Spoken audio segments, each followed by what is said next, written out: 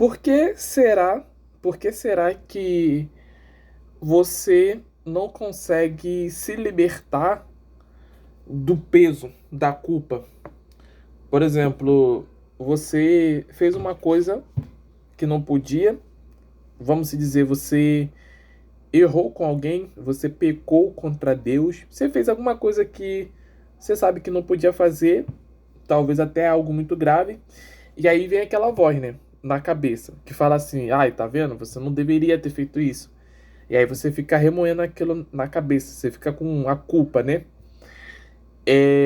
Eu vou contar aqui uma passagem da Bíblia, uma reflexão, quando na época do Senhor Jesus, tinha lá, de uma linguagem simples assim, tinha religiosos, os fariseus da época, que basicamente eram doutores da lei mosaica.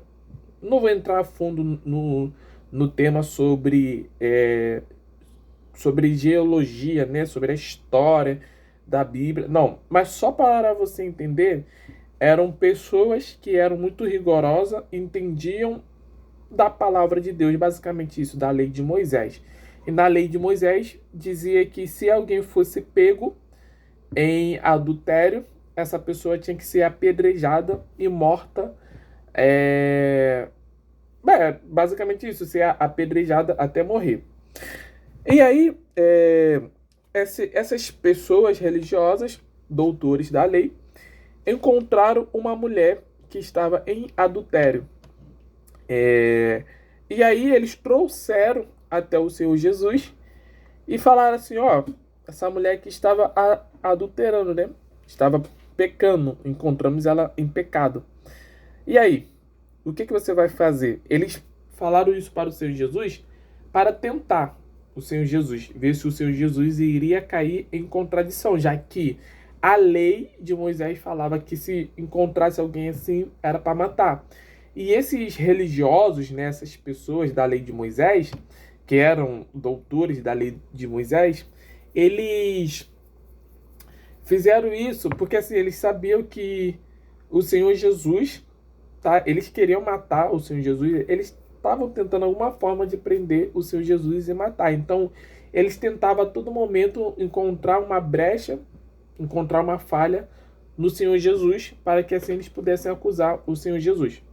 Só que, olha só o que o Senhor Jesus fala, tá? Ó, basicamente está dizendo assim, a Bíblia, tá? Eu dei uma pausa aqui para encontrar o versículo para ficar bem mais fácil, né? De você conseguir ter a compreensão. Mas vamos lá.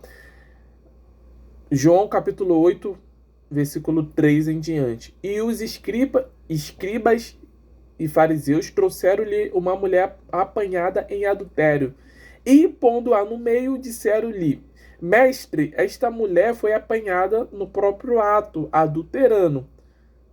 Né? Eles trouxeram até o Senhor Jesus. Aí eles falam: E na lei nos mandou Moisés que as tais, ou seja, essas pessoas que são encontradas em adultérios, sejam apedrejadas. Tu, pois, que dizes? Ou seja, e aí? O que você acha disso?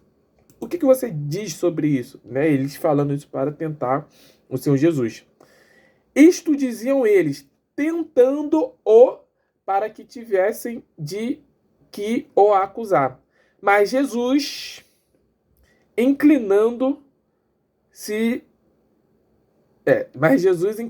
escrevia com o dedo na terra. Ou seja, eles estavam falando e tudo mais, e o Senhor Jesus lá, tranquilão, escrevendo-se na terra. E, como insistissem, perguntando-lhe, endireitou-se e disse-lhes.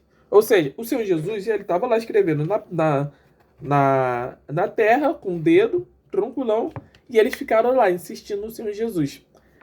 Aí fala, né?